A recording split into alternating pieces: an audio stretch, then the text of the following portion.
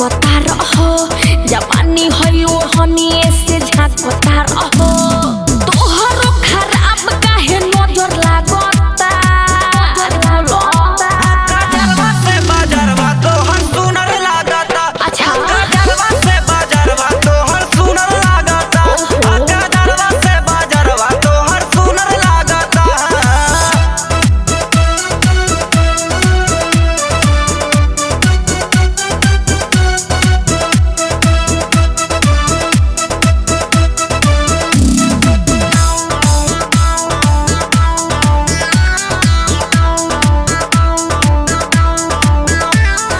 बारू धमकौले के पसा